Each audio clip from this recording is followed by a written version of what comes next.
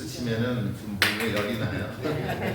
아까도 말씀드렸지만 추우시면 참지 마시고 일어나셔서 움직이시면서 함께 하시면 좋을 것 같아요.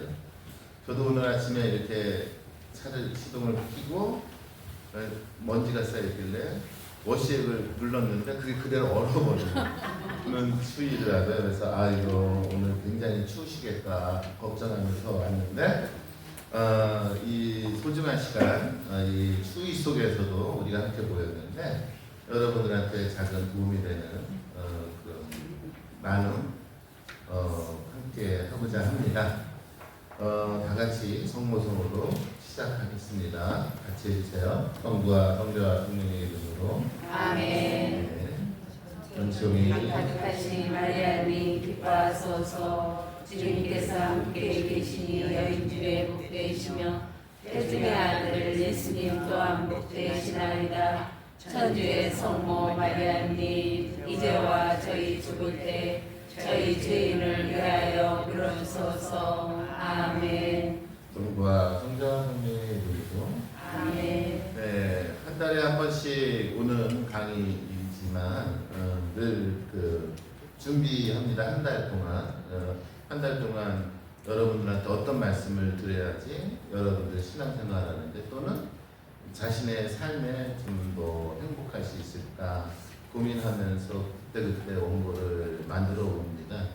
기존에 제가 한 12, 3년이 넘었기 때문에 강의를 한 지가 그래서 했던 거를 끌어다 쓸 수 있지만은 그게 아니라 늘 여러분들한테 조금이라도 편안하게 도움이 될 수 있도록 하기 위해서 매일 한 달에 한 번씩 원고를 작업하는데 보통 이게 원고 작업이 한 2주는 걸리는 것 같아요. 그래서 그러다 보면은 한 달에 수첩가 있고 또 오늘 끝나면은 또 다른 원고 작업을 이렇게 하면서 지내다 보니까 한 해가 끝났고 2026년 새해가 되었죠. 우리는 흔히들 새해가 되면은 늘 한 번씩 다짐을 해보죠. 어렸을 때부터 그런 것들이 습관이 돼서 올해는 금연을 해보겠다, 또 금주를 해보겠다, 또는 무엇인가를 해야겠다, 건강하게 살기 위해서 뭘 해야겠다 등등 다짐을 하게 되죠. 그것이 우리 세상에서 얘기하는 새해에 맞이하는 자세이죠. 근데 교회는 이상하게 그렇게 시작을 하지 않아요. 이 교회에서는 새해가 되면은 크게 두 가지로 시작이 됩니다. 첫 번째가 우리가 알다시피 예수님이 자기 자신을 세상에 드러내는 공연 주기를 시작을 하죠. 그 다음에 우리가 얼마 전에 지냈듯이 예수님의 세례를 기념하게 됩니다. 왜 이 교회에서는 새해에 가게 되면은 하느님께서 우리에게 오셨다라는 것을 알리는 공연 주기를 지내고 또 예수님의 세례 주기를 새해 첫 주에 새해 시작과 함께 열게 될까요? 라는 것이죠. 초점은 뭐냐면 교회에서는 새해가 시작되면은 우리가 어떻게 하겠다라는 것이 아니라 하느님이 우리에게 다가오겠다라는 다짐을 우리한테 전해주고 있습니다. 그래서 보통 새해가 되면은 내가 무엇을 해야지 이렇게 생각을 하지만 교회의 전통 안에서는 하느님께서 우리에게 다가오신다라는 것으로서 전례가 시작이 되는 것이죠. 문제는 하나님께서 이렇게 우리에게 다가오시는데 그랬을 적에 늘 말씀드리지만 하나님께서 우리에게 오시니까 내가 그 하나님과 만나고 하나님과 깊이 사귀어야겠다라는 그러한 다짐이 이루어지는 것이 매우 중요한 것이죠. 그런데 세상적인 시각에서는 우리가 새해가 됐을 적에 하나님, 우리에게 다가오신 하나님을 내가 어떻게 준비하고 그분과 함께 올 한 해를 어떻게 살아갈 것인가에 대한 생각을 하지 않게 만들죠. 그래서 여러분들한테 오늘 올 1년 동안은 우리에게 오시는 하느님과 어떻게 하면 좀 더 친밀한 관계 속에서 살아갈 수 있을까?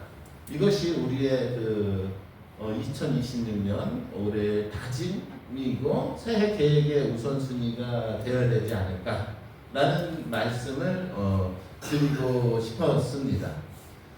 실질적으로 우리에게 다가오시는 하느님이 계시는데 우리는 얼만큼 그분과 함께 잘 친밀하게 지내고 있는가라는 질문을 던지면서 오늘 전래 주기에 맞춰서 새해와 관계돼서 하느님이 우리에게 어떻게 오시는지를 말씀을 드리고자 합니다. 첫 번째로 공연에 대해서 여러분들한테 말씀을 드리고 싶었어요. 공연이라는 이야기에는 여러분들도 알다시피 누가 등장하죠? 동방박사가 등장을 하죠. 근데 이제 가만히 보면은 이상한 것이 이 동방박사는 알다시피 어디에서 오시는 분이었던 거죠? 유다인이 아니죠. 그죠? 멀리서 왔다고 해요. 그쵸? 놀라운 것은 여기서 우리한테 던져지는 메시지가 매우 강한 거예요. 그쵸? 왜 예수님이 태어나시고 그리고 예수님이 이 세상에 처음으로 이렇게 소개되는 그 순간에 유다 마을 사람들 또는 베들레헴 사람들이 아닌 멀리서부터 이들이 찾아오게 되었을까라는 것이죠. 여러 가지 의미로 생각을 해볼 수가 있겠지만 여기서는 크게 세 가지를 말씀드리고 싶습니다.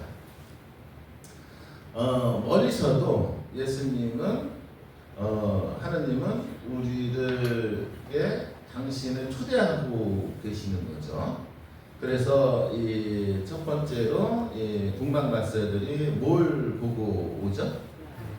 별을 보고 오죠. 그래서 그게 별이 진짜 하늘에 떠 있는 별이다 라고 해석을 할 수가 있겠죠. 그래서 어떤 사람들은 그런 걸 따지기도 해요. 예수님이 탄생하시는 그때 어디서 혜성이 나타나서 그 혜성을 보고 쫓아왔다 이렇게 우주론적인 전체적인 그런 측면으로 얘기하지만 과연 그것이 진짜로 그런 혜성인지 하늘에 우리가 떠 있는 별인지 과연 알 수 없죠.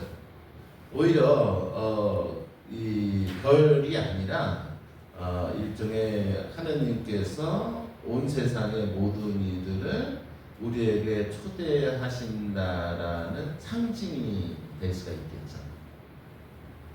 그죠? 그런데 어떤 이는 그 초대에 민감하게 반응을 해서 멀리서 하느님을 향해 온 사람이 있었던 것이죠. 이것이 이 동방박사를 통해서 우리에게 하느님이 공연하시면서 보여주신 첫 번째 그 방식이죠. 근데 이 표지라는 것은 시각적으로 눈에 보이는 것일까요? 과연? 만약 이 하느님이 우리를 초대하는 이 표지가 시각적으로, 감각적으로 우리가 보고 느낄 수 있는 것이라면 저는 이상한 것 같아요. 하느님은 늘 우리한테 당신에게 초대하시는데 그 초대하시는 그 방식은 매우 다양하지만 그냥 단순히 눈으로 보고 알 수 있는 초대가 아니라 우리의 마음으로 우리 안에서 울리는 소리를 통해서 당신을 초대하시는 것이고 그것이 일종의 표징이 되는 것이죠. 근데 많은 사람들이 내가 뭔가를 봤다라고 했을 적에 그것을 일종의 하느님이 주시는 표지라고 생각하는데 그렇다면은 글쎄요 일종의 신비적인 현상이라는 거에 너무 몰두하는 것이 아닐까라는 생각도 이렇게 하게 됩니다. 두 번째로 동방박사가 그 멀리서 그 예수님 하느님을 찾아온 것은 왜 그랬을까라는 생각을 해보게 되는데 이들은 그냥 그냥 하느님의 표지를 보고 쫓아서 저것이 무엇일까라고 궁금해서 왔을까 라는 생각을 좀 해볼 필요가 있겠죠. 근데 중요한 것은 이들이 하느님을, 아기 예수님을 통해서 하느님을 보고 나서 이들이 어떤 사람인지 우리는 좀 묵상해 볼 필요가 있는 것이죠. 그냥 단순하게 호기심 때문에 왔던 사람이라면 아마 이분들은 실망했을지도 모릅니다. 왜냐하면 이분들이 목격했던 하느님은 우리가 알다시피 매우 초라한 마국간에서, 그죠? 부모도 변변치 않은 사람들의 자식이었죠. 그 당시에 우리가 배운 대로 그분의 아버지 요셉이라는 분은 아주 가난한 나자렛에서 목수일을 했던 보잘것없는 노동 기술자였을 뿐이죠. 그리고 우리가 알다시피 그 요셉은 첫 번째 부인이 있었던 거죠. 그리고 그 첫 번째 부인이 죽고 나서 나이가 들어서 동네 처녀를 부인으로 맞아들였는데 그 부인이 우리가 아는 성모님이죠. 그리고 그 성모님은 아주 어리고 뭐 특별한 능력이 있는 사람도 아니었죠. 부모 스펙을 한번 보세요. 생각해 보세요. 그리고 그 하느님이 오셨다라고 했는데 여관도 아니고 집도 아니고 마구간이라는 아주 초라한 곳에 부위에 누워 있는 예수님을 보면서 무슨 느낌을 받았을까요? 하느님의 부르심의 초대를 받아서 어딘가를 멀리서 찾아왔는데 막상 보이는 것은 아주 보잘것없고 부모들도 보잘것없는 사람들을 보면서 과연 이들이 경배할 수 있었을까? 이렇게 생각했을 적에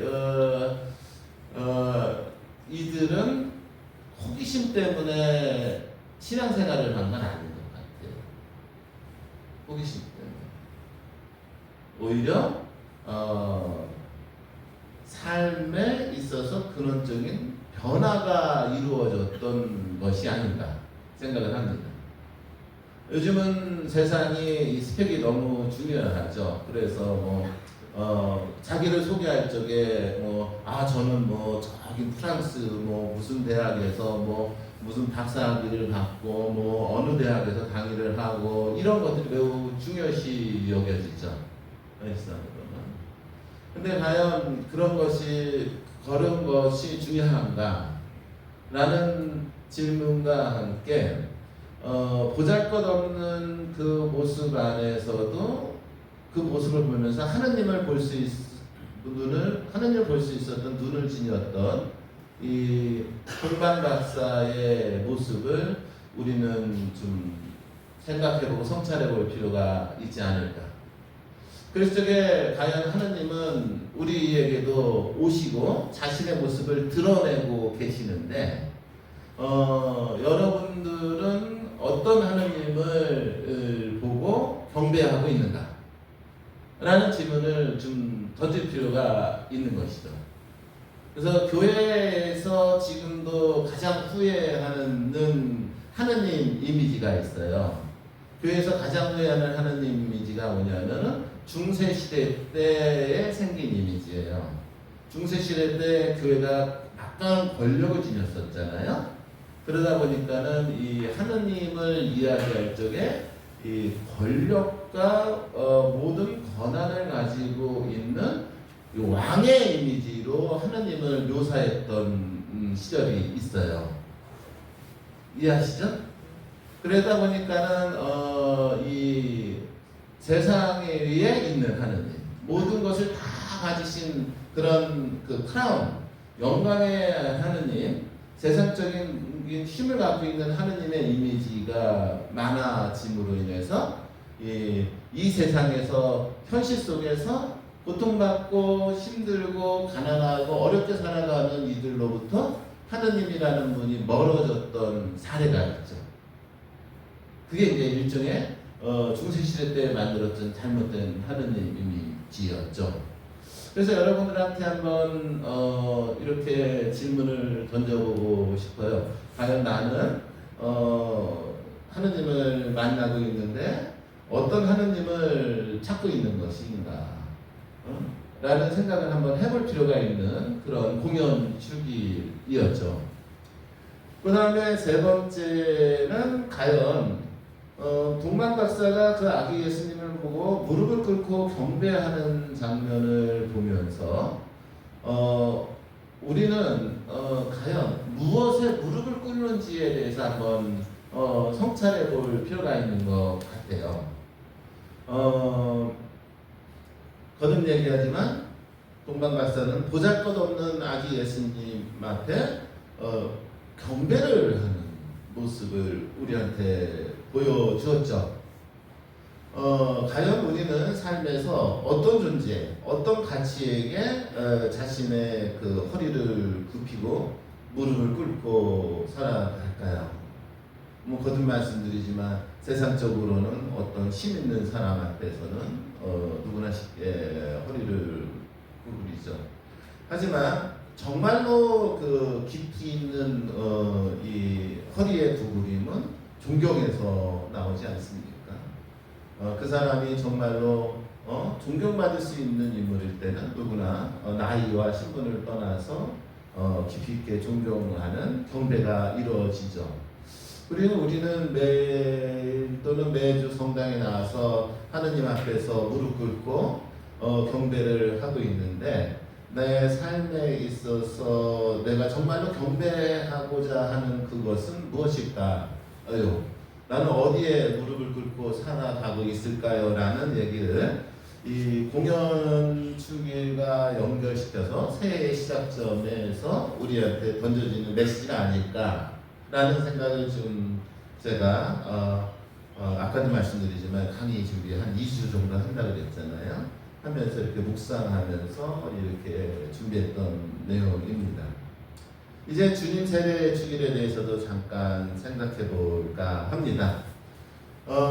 우리는 흔히 그 세례자 요한이 그 세례를 베풀 적에 예수님도 오셔서 세례를 받으셨다라는 복음 말씀을 듣게 되죠.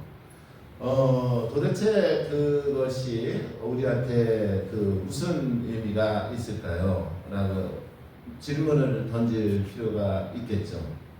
그냥 예수님이 세례받았다라는 사실을 얘기하는 것일까요? 아니면 또 다른 의미가 있을까요?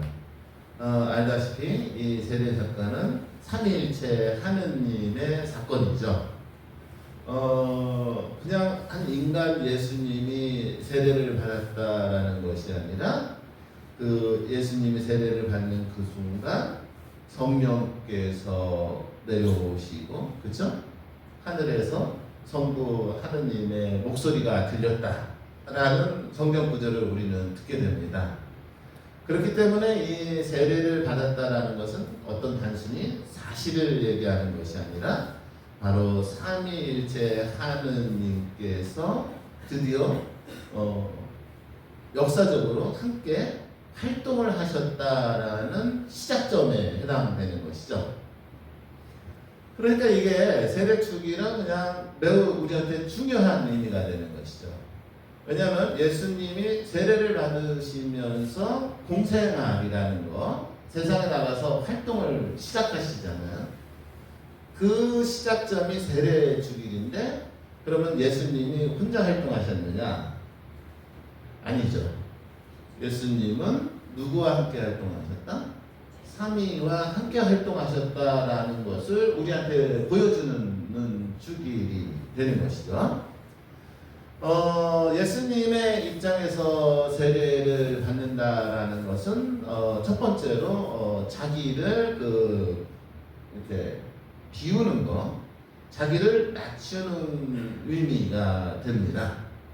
사실상 우리가 고백하듯이 예수님은 하느님이시었고 그렇기 때문에 이분에게는 세례라는 거가 의미가 없죠. 근데 그분이 손수 세례를 받으셨다라는 것은 그만큼 이분이 얼만큼 겸손한 분인지, 얼만큼 자기를 낮추는 분이었는지를 우리한테 알려주는 것이죠. 세상에 나가서 무엇인가를 하기 위해서 가장 필요한 자세가 이 겸손이에요. 예, 자기 비움인 것이죠. 저 같은 사람들, 또 신부님 같은 분들, 또는 본당의 단체를 이끌어가는 장들, 또 상임위원들, 또는 세상에 나가서 지도자로서 살아가는 이들한테 가장 중요한 것이 자기 비움입니다. 그렇죠? 그죠? 만약 이 누군가를 대표하는 위치에 있는 사람이 자기 주장만을 내세우고 자기가 하고 싶은 대로 이끌어 갔을 때 과연 그 단체에 속한 구성원들은 어떤 느낌을 받을까? 그렇기 때문에 이 예수님의 세례는 겸손이고 자기 비움이며 동시에 우리에게 보여주는 표지이죠. 하늘에 떠 있는 별이 표지가 아니라 예수님의 삶 자체가 우리한테 보인 것이라고요. 표지인 것이죠. 그래서 예수님은 세례를 통해서 우리가 세상에 나가서 어떠한 그 자세로 살아야 하는지를 표징을 통해서 우리한테 보여주셨죠. 그런데 중요한 것은 우리가 그것을 보면서 어떻게 살아갈 것인가 라는 질문이 남아있는 것이죠. 그 모습대로 우리가 살아가기 위해서는 뭐가 필요할까요? 삼위일체 하느님이 서로 긴밀하게 서로 하나이듯이 우리도 하느님과 친밀하게 하나가 되어야 되는 것이죠. 그래서 이 올해의 다짐은 다른 것이 아니라 하느님과 함께 친밀하게 살고자 하는 우리의 마음 자세가 아닌가라는 얘기를 거듭 드리는 것이죠. 우리가 그러한 예수님이 우리에게 보여준 표징대로 살아가기 위해서는 우리한테는 다른 것이 아니라 하느님과 친밀함이 필요한 것이죠. 그랬을 적에 우리는 내가 갖고 있는 힘을 절제할 수 있는 선택을 할 수가 있겠죠. 이 가정 안에서도 이 힘이 있는 사람이 있죠.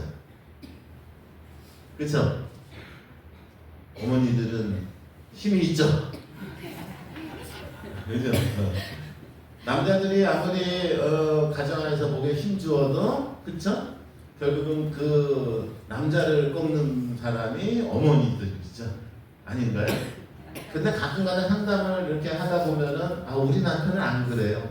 자기 고집대로만 해요. 이런 경우도 많이 있고 어떤 분은 1년째 남편에 대한 그 불만을 저한테 매일 카톡으로 보고하면서 남편을 위해서는 제가 기도하게 만드는 분도 계세요. 뭐 그런 경우도 가끔가다 있지만 대부분의 경우에는 권력이라는 것이 보통 부인 쪽에 많이 있더라고요. 저도 부인한테 꼼짝 못하거든요. 근데 문제는 이 권력을 갖고 있는 사람이 이 권력을 어떻게 쓰느냐에 대한 문제는 선택인 것 같아요.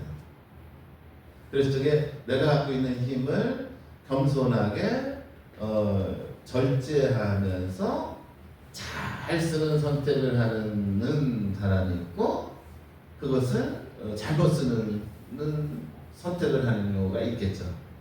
그래서 저게 이 잘못 쓰게 되면은 이 부부뿐만 아니라 가정 안에서의 이 가족들의 관계 또는 친밀성이 굉장히 파괴되죠.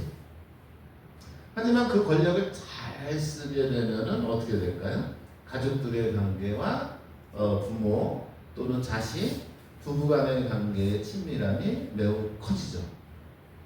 그렇기 때문에 우리가 이 세상에서 하나님뿐만 아니라 다른 존재하고 가깝게 또는 친밀하게 살아가기 위해서는 내가 갖고 있는 힘을 어떻게 사용할 수 있느냐에 대한 좋은 선택이 필요하다라는 얘기를 해볼 수가 있는 것이죠. 성령의 입장에서는 주님의 세례 축일은 아주 또 다른 의미를 지니게 됩니다. 성령께서 나타나시죠.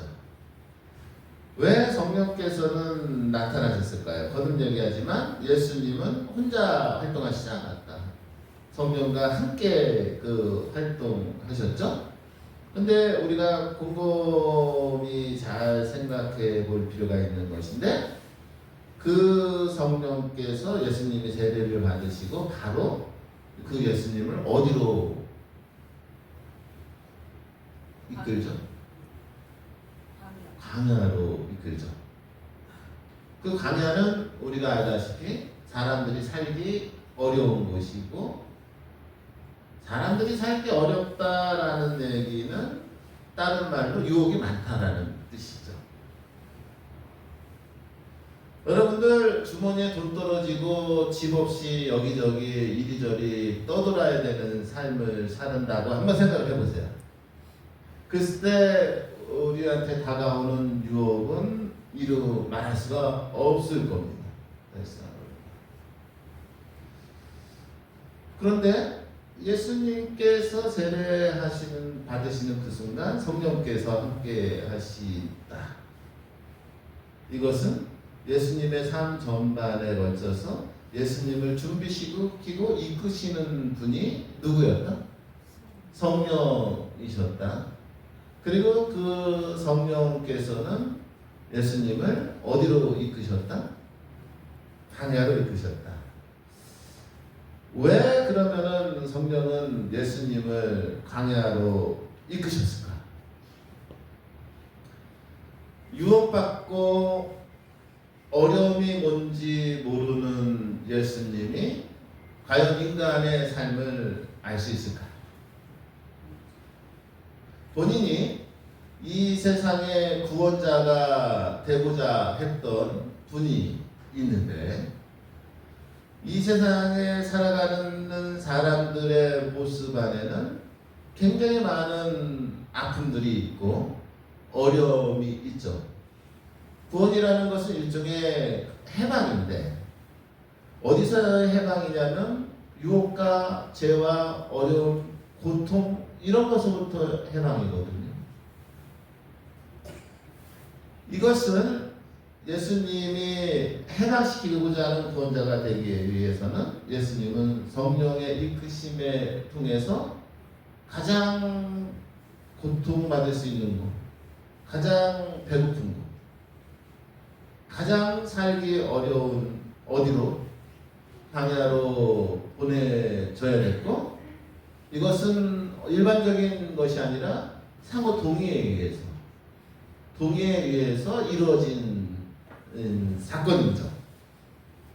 그렇기 때문에 이 주님의 그 세례 주기는 단순히 세례라는 의미만이 있는 것이 아니라 좀 더 깊이 있게 이 사람, 그 예수님이 이 세상에 오신 하나님이 우리의 참 구원자가 되는 시작점에 해당되는 것이고, 예수님조차도 바로 그러한 그 광야라는 아주 유혹이 많은 먹을 물이 없는 배고픈 그곳에서 살아가시면서 구원자로서 성장할 수 있었다. 이렇게 봤을 적에 올 한 해 1년에 걸쳐서 우리에게 다가오는 시간들은 여러 가지 측면에서 의미가 있을 수 있지 않을까. 매일매일 좋은 일만 있고 매일매일 행복하기만 한 것이 우리가 바라는 것일지 모르지만, 때로는 성령께서 우리가 참 신앙이 좀 더 하느님과 그 친밀한 그 존재가 되기 위해서 우리를 어디로도 보낼 수 있는 분이었다. 강야로도 보낼 수 있는 분이다라는 것을 우리가 잊지 말고 오히려 그 강야의 삶이 오히려 우리가 하느님과 더 깊이 있게 친밀하게 될 수 있도록 하는 매우 소중한 시간들 뭐 기회가 될 수 있지 않을까라는 생각을 이렇게 나눠보고 싶고 그 안에는 성령께서 항상 우리와 함께 하신다. 성령의 이끄심이 있다. 라는 메시지가 이 주님 세례 주길에 담겨 있는 것이 아닐까. 제가 옛날에도 고백을 했지만은 제가 40살이라는 나이에 신학을 공부해서 교회에서 이렇게 봉사하며 살고 싶다라고 해서 돈 벌던 세상에서의 직업을 때려치고 공부를 시작을 했죠. 그리고 10년 만에 쫄딱 망했죠. 그래서 10년 만에 쫄딱 망해서 지금도 단지하에 보증금 300만 원에 월세 30만 원짜리 집에서 내 식구가 살고 있어요.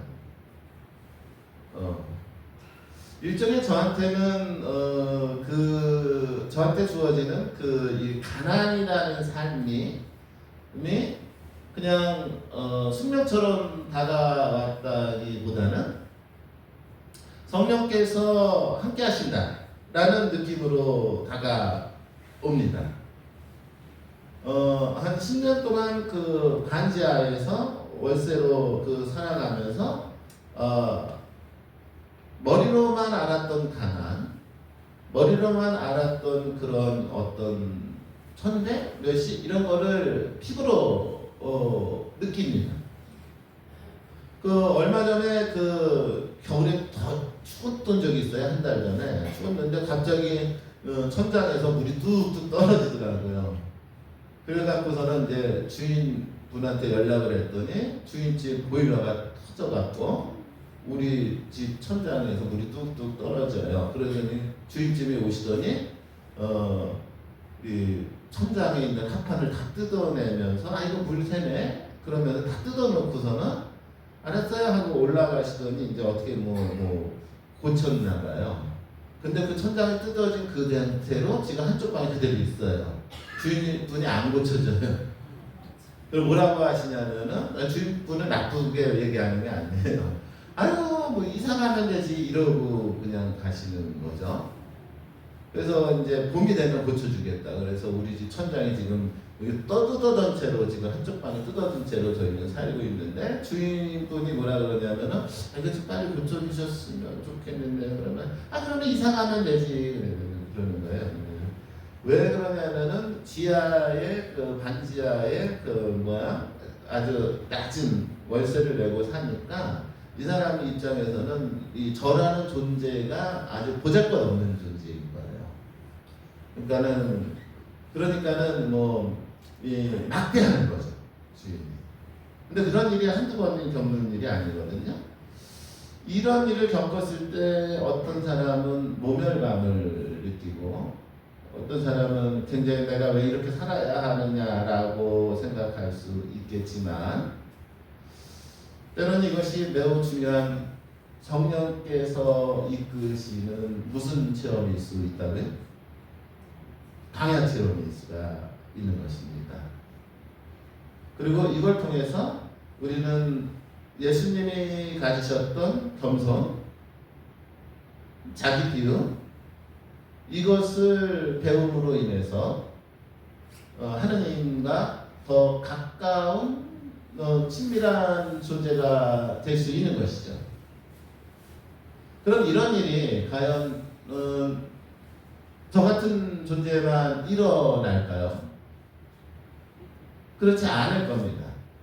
올 한 해도 여러분들은 1년이라는 시간을 지내면서 누군가로부터 모멸감을 겪거나 또는 무시를 당할 수 있을 겁니다. 근데 그때마다 한번 생각해 보십시오. 성령께서는 예수님을 구세주가 되도록 하기 위해서 어디로 이끄셨다고요? 광야로 이끄셨습니다. 그리고 그 광야의 이끄심을 통해서 예수님은 유혹을 끊어낼 수 있는 자격을 갖추시고 성장하시죠.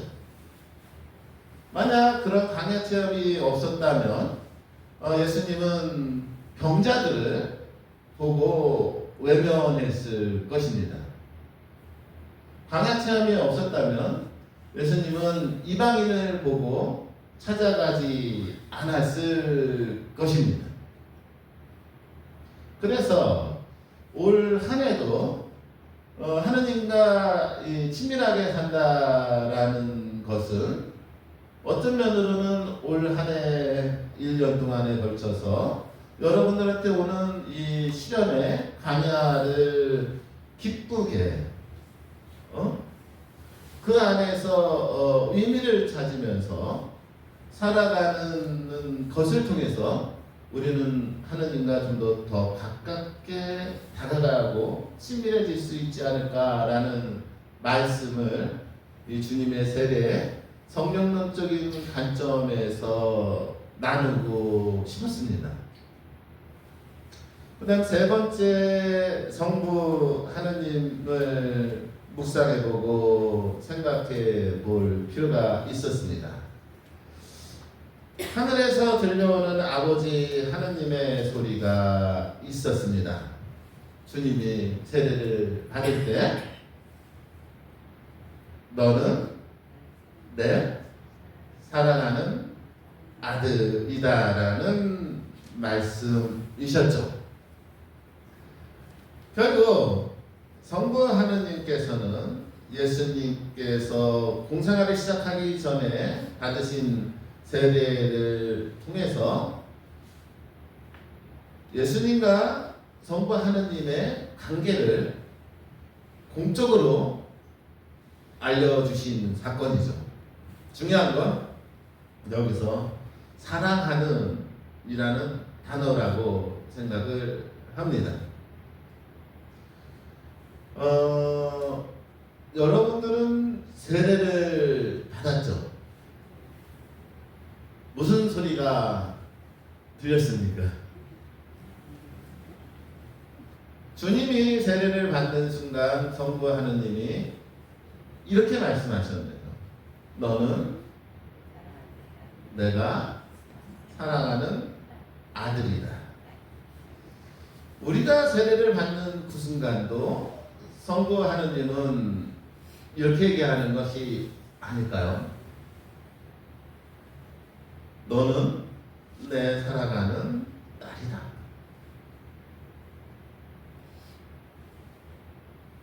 이 세례를 받았다라는 것은 그만큼 초월적인 하느님이 아니라 나의 아버지 그리고 내가 하느님의 자녀가 되었음을 알려주는 사건임을 우리는 누구나 다 알고 있죠.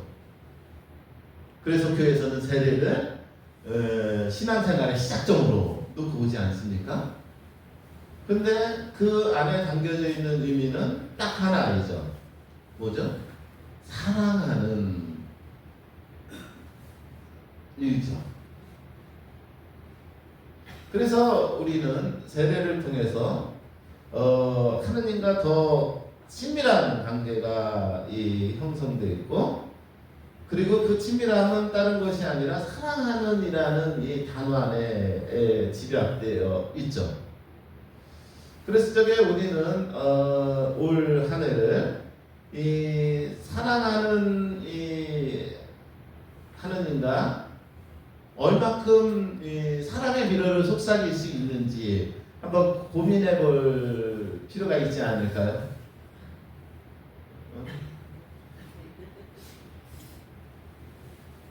그래서 교회는 새해가 시작되면 공연 주기가 무슨 주기를?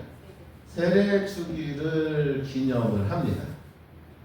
그리고 이 공연과 이 세례 주기를 우리는 얼마 전에 몇 주 전에 이렇게 순차적으로 지내면서 새해를 시작하고 있습니다. 이것이 교회가 얘기하는 새해의 모습인 것입니다. 그래서 아까도 말씀드렸지만 우리가 새해에 내가 무엇을 어떻게 할 것인가, 내가 어떤 것을 해야 될 것인가 라고 다짐하는 것보다 하나님께서 우리에게 다가오시기 위해서 무엇을 준비하셨는지를 이렇게 생각해 보면서 그에 맞춰서 나도 올 1년 동안에 어떻게 살아야 될 것인지를 한번 구상해 보고 또 1년 동안에 내가 광야가 오든 사랑의 관계가 이루어지든 이것이 분리된 것이 아니라 다 같이 역동적으로 함께 종합적으로 우리의 삶에서 이렇게 연결되어가는 모습이다라는 생각을 좀 한번 해보시면서 올 한 해를 시작해 보셨으면 하는 그런 바람으로 이런 묵상을 해왔습니다.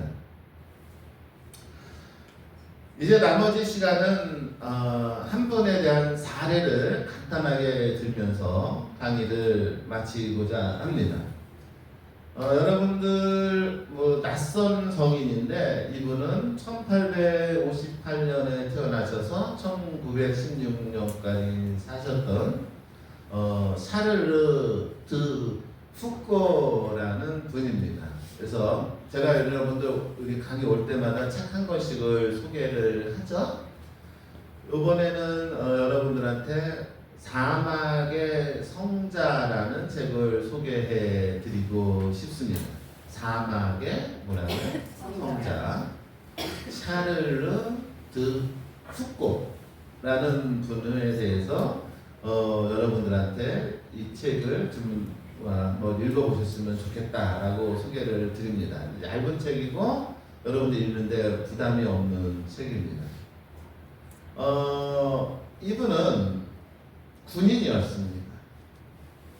그 당시 1800년도 말에 세계 유럽의 강국이 아프리카를 침략하던 시대였기 때문에 이분은 군인으로서 자신의 임무에 충실하기 위해서 침략군의 모습으로 아프리카에 가서 굉장히 많은 약탈과 방화, 살인, 강간을 저질렀던 아주 나쁜 놈이었습니다. 근데 이 놈이 성인이 됩니다. 이 놈이 나쁜 놈이었는데 그 놈이 어느 날 모험심이 많아서 그 당시에 북아프리카에 유다인들만 모여서 사는 모로코라는 지역이 있었습니다. 근데 그곳은 아주 유다인들의 그 세력이 너무 강해서 이 서양 사람들이 함부로 갈 수가 없었던 상황이었던 거죠. 근데 호기심이 많은 사람이어서 내가 모로코를 한번 가겠다라고 생각을 해서 그들이 쓰는 아람어를 배우고 그들의 복장과 변장을 하고서는 모로코의 탐험을 시작합니다. 그곳에 가서 하느님을 만납니다. 어디에서 만났을까요? 그 사람들을 통해서 봅니다. 모로코에 갔더니 이들은 삶 자체가 처음부터 끝까지 하느님하고의 친밀함 속에서 살아가는 모습을 보게 됩니다. 그러니까 하느님은 어디서 보여지냐면 밤하늘에 떠있는 별을 통해서 보여주는 게 아니라 사실은 우리들의 삶을 통해서 드러나거든요. 무슨 얘기인지 아시죠? 그래서 저게 그 유다인들이 해교도인들이 살아가는 모습이 너무 일상이 처음부터 끝까지 아침부터 저녁까지 하느님은 너무 친밀한 걸 보면서 이 사람이 하느님은 계시구나 이렇게 느끼게 됩니다. 그래서 회심을 해서 그래서 이 사람이 트라피스트 수도에 들어갑니다. 이 사람은 트라피스트 수도에 들어가서 하느님하고 친밀하게 살아가기 위해서 나자렛이라는 곳을 찾아갑니다. 그리고 이 나자렛이라는 곳에 가서 이 사람이 두 번째 감명을 받습니다. 이 나자렛이라는 동네는 여러분들도 알다시피 그 당시나 지금이나 가장 가난한 동네라고 합니다. 그러니까 우리나라로 얘기하면은 뭐야? 가장 가난한 저 정선 어디 산골짜기 정도에 해당되는 동네가 나자렛이라는 동네인 거죠. 그리고 그곳에 가서 예수님이 이렇게 가난한 곳에서 나고 자랐던 것에 감명을 받고 나도 어떻게 살아야겠다? 가난하게 살아야겠다라는 결심을 하게 됩니다.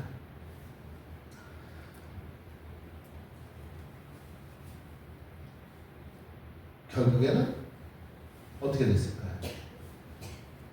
수도자로 살다가 가장 가난하게 살 수 있는 곳이 어딜까? 고민을 하다가 이 양반은 가장 가난할 수 있는 곳이 사막이라고 생각을 하게 됩니다. 그래서 이 양반은 사하라 사막을 갑니다. 진짜로 사하라 사막에 갔더니 먹을 물도 구하기가 어렵고 음식을 제대로 구하기가 어려워 굉장히 어렵게 살아갑니다. 근데 놀라운 일이 벌어집니다. 그 불모지 사막에 굉장히 많은 사람들이 살고 있었던 것이죠. 어떤 사람들? 강도들. 그리고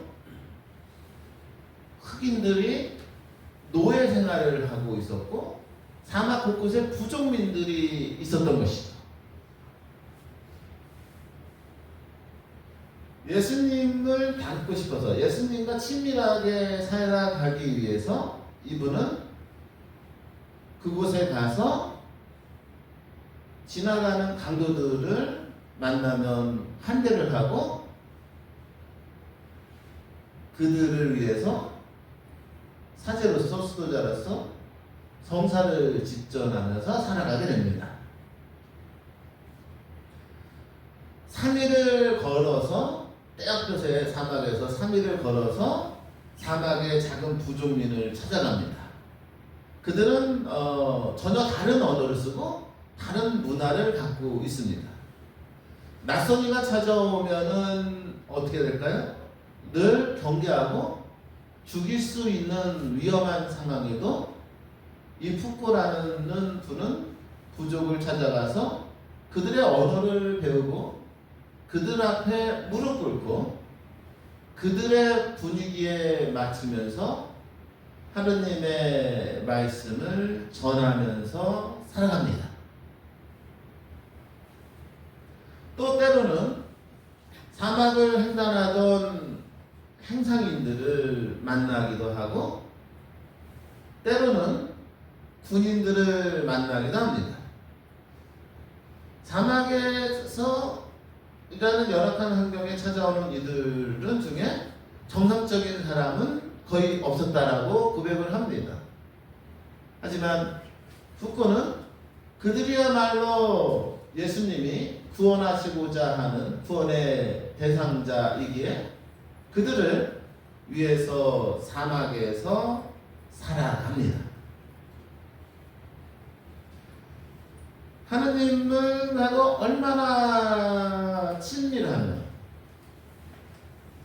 얼마나 하느님하고 친밀하게 살아가려고 했는지 이 양반은 스스로 그렇게 사막에서의 삶에 적응하고 그것을 감사하게 여기면서 살아갑니다.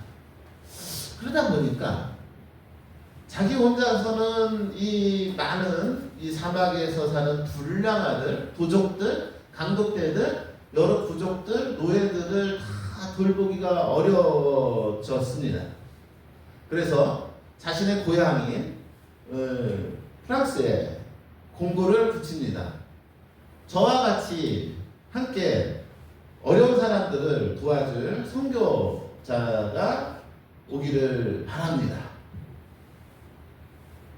그런데 여기에 오려면은 세 가지 조건이 있습니다. 첫째, 굶어 죽을 수 있는 결심이 있는 사람.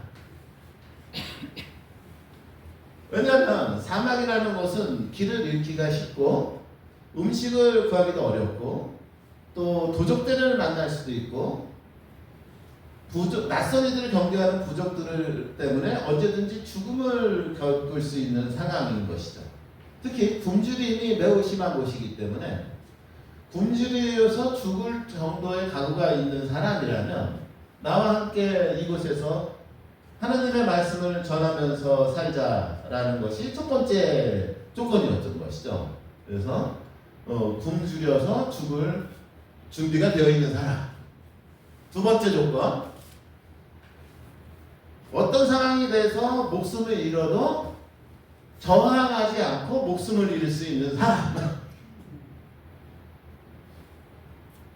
세 번째 조건, 어떤 상황이 돼도 하느님의 뜻에 순명할 수 있는 사람이라면 나와 함께 이곳에서 하느님을 전하면서 살자라고 공고를 냈습니다. 과연 이 공고를 보고 찾아온 신앙인 또는 선교사는 있었을까요? 아무도 없었습니다. 그렇게 푸코는 혼자 외롭게 그곳에서 정말로 하느님 닮은 존재, 하느님과 친밀한 존재로 살아가면서 혼자 그렇게 불행하들, 잘못된 사람들을 위해서 살아가고 있었습니다. 어느 날 푸코가 혼자 사는 그 은수처에 손님이 찾아옵니다. 감독되었습니다. 그들은 이 푸코 신부의 그 은수처를 약탈하러 왔던 것이죠. 오자마자 푸코 신부님의 팔을 뒤로 묶고 무릎을 꿇린 다음에 고개를 숙이고 있게 하고 어린아이에게 총을 쥐어주고 푸코 신부님의 머리에다가 방아쇠를 당긴 채로 있었고, 다른 그 강도들은 푸코 신부님의 은수처를 약탈하기 위해서 뒤지고 있었습니다.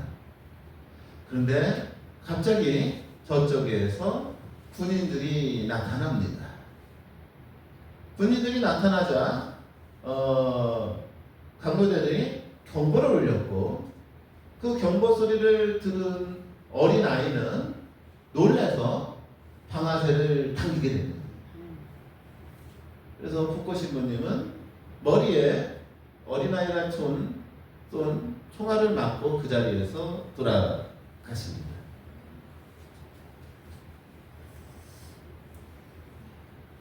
이분은 1916년에 사막에서 혼자 그렇게 돌아가셨습니다.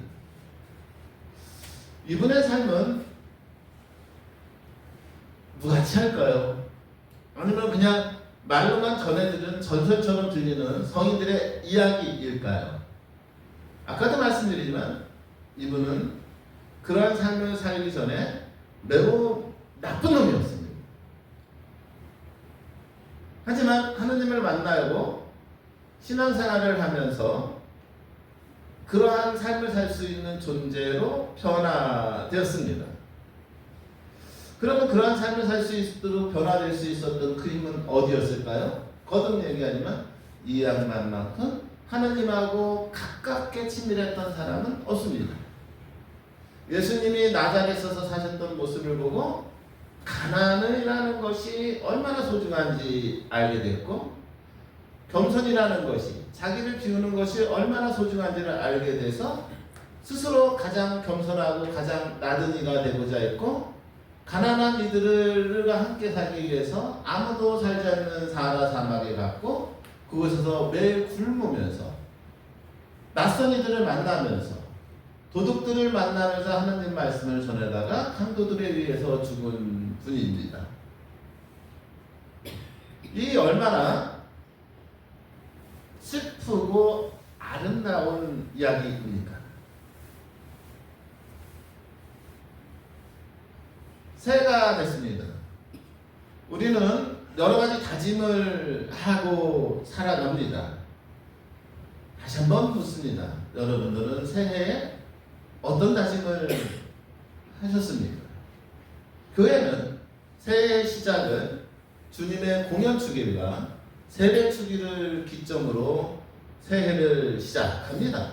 왜 그럴까요? 지금 말씀드린 대로입니다.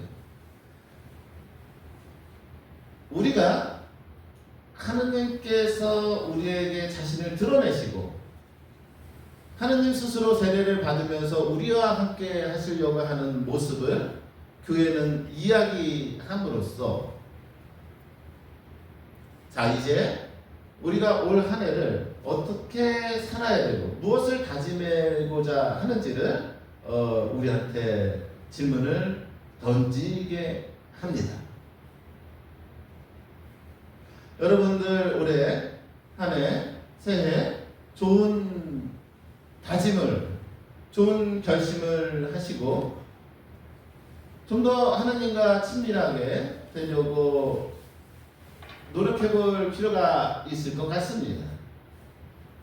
그랬을 때 우리 안에 신앙이라는 것이 헛된 말이 아니라 삶이 될 수 있습니다. 그리고 성령께서 우리를 광야로 이끄실 수 있지만 우리가 맞이하는 그 광야라는 곳이 얼마나 거룩한 곳이고 얼만큼 우리를 성장시키는 곳인지를 잊지 않으셨으면 합니다. 제가 반지하니까는 좀 보잘것 없어 보이죠? 아마 여기 앞에서 강의를 하고 있는 제가 아마 아크로비스타에 살고 있다면 어떠한 자세로 이 자리에 서 있을까요? 아마 제가 경제적인 문제가 고민하지 않는다면 포교동 성당에 와서 강의를 할까요?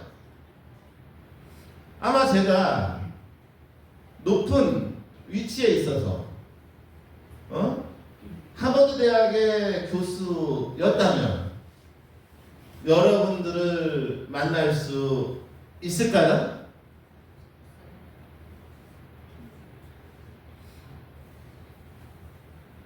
저는 세례를 받고 사랑하는 하느님의 자녀로 불리움 받았기 때문에 그 어떤 것도 부럽지가 않습니다.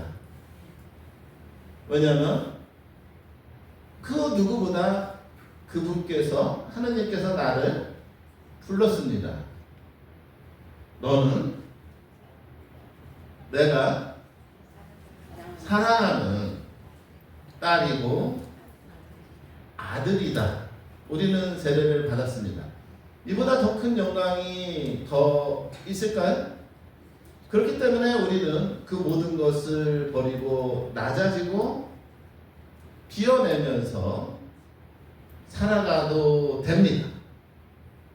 그랬을 때 오히려 푸꼬같이 더 가난한 이들, 더 힘든 이들에게 희망이 될 수 있는 것이죠.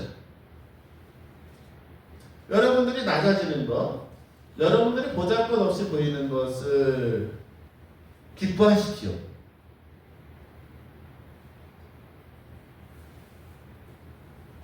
아이고, 강의는 다 안 해도 되죠? 약속된 시간이 됐기 때문에 여러분들 안에 올 한 해 살아가는데 힘이 됐으면 하는 바람으로 새해 첫 강의를 준비했습니다. 다음 달은 안 옵니다. 그 다음 달에는 신부님이 불러야 옵니다. 그래서 여러분들이 함께 해주시고 하고자 한다면은 또 3월 달에 또 제가 또 이렇게 한 번씩 또 올 수 있겠죠? 예, 불러주실 거죠? 네.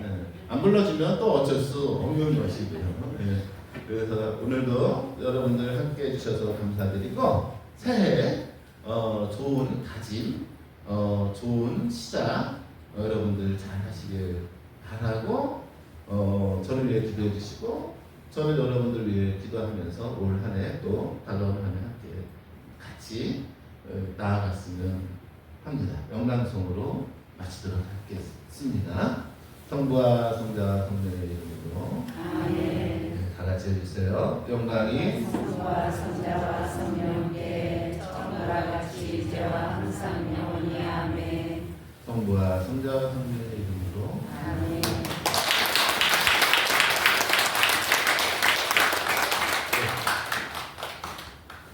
오늘도 좋은 말씀 해주신 우리 일산 로마나 박사님께 감사드리고요. 말씀하신 것처럼 2월달에는 우리 잠깐 쉬는 시간 갖고 3월달에 바쁘시지 않다면은 다시 뵐 수 있는 사순 3월이면 사순식입니다. 사순식에 또 특별한 말씀 함께 듣는 시간 갖도록 하겠습니다. 네, 함께해 주신 여러분들 감사드립니다. 감사합니다.